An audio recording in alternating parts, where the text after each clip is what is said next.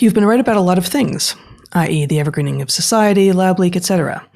Naturally, the contrarian in me wants to know what you've been wrong or changed your mind about that you're willing to admit here, obviously. Sending love from Minnesota.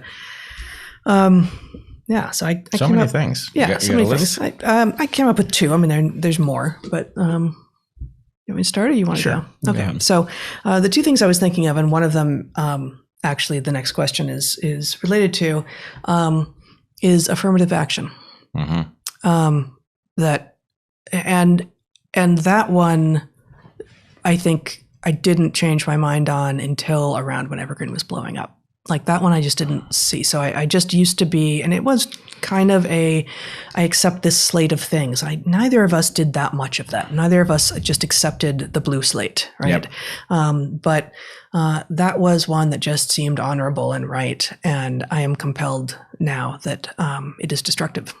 And not good for the individuals who are supposedly being helped by it, and also not good for the society in which it happens. And then the other one that I thought of, and there's certainly many more, is the very naive form of pro-choice sort of activism that sounds like my body, my choice. It's a libertarian attitude, and in no other way have I ever felt libertarian, and I'm still pro-choice, but I understand a lot more about the nuance now, and I understand that my body, my choice is not actually a reasonable thing to say in almost any regard. No, it's wrong. For one thing, Yeah. You could say my house, my choice, but that doesn't give you the right to beat your children, right? Yeah. So the point is, there's something about that formulation which sounds good until you begin to think about what it implies, and then it doesn't work. And I've been that's been a longer time coming. Like I think I was relatively naive on that point in my early 20s, but even then, in my early 20s, you and I were already together in our early 20s, and at that point, I felt like certainly don't want to have kids now, but I don't think that I could choose to abort our child. Yep. And, that's not, I never wanted to block the possibility for anyone else, Right. Or for me, if I got raped or something, right?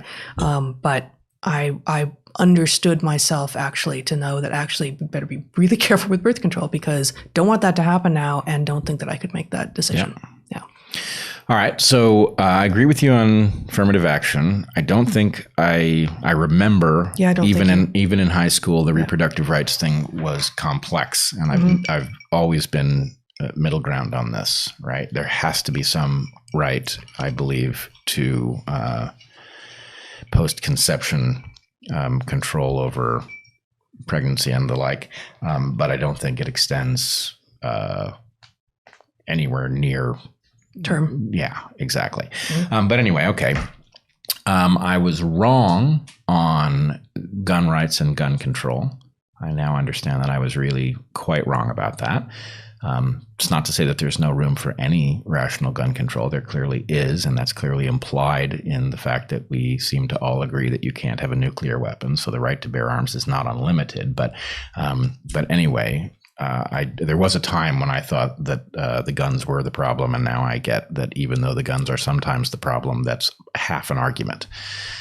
But that's also been a long time coming. Like you haven't. Yeah, I've been nuanced about it for a long time, but nonetheless, it was a place that I've changed course. I am partially very right about libertarians, and I was half wrong.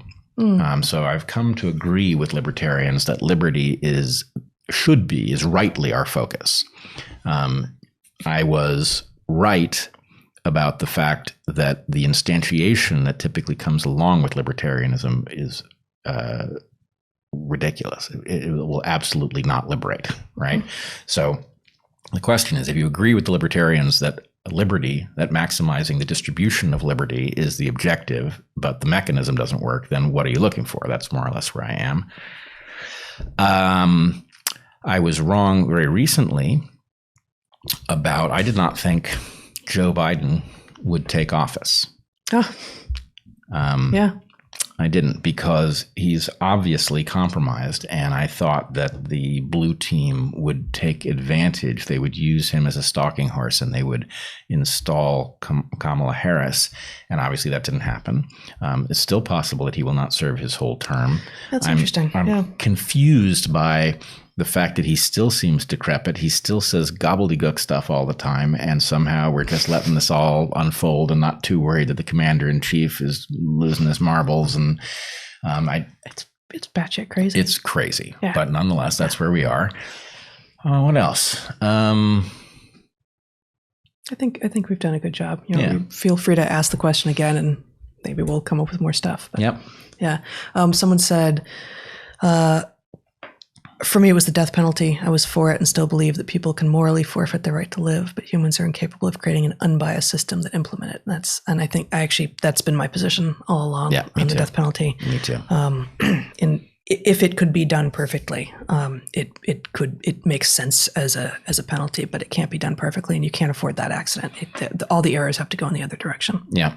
Hey guys, that was a clip from our monthly private Q&A that you can get access to at my Heather Hying's Patreon.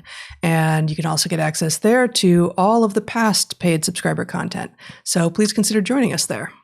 Did you mention that these private Q&As are the key to living a better life and living to tell the tale? I forgot to do that. These private Q&As are in fact the key to living a better life and what? Living to tell the tale. Living to tell the tale.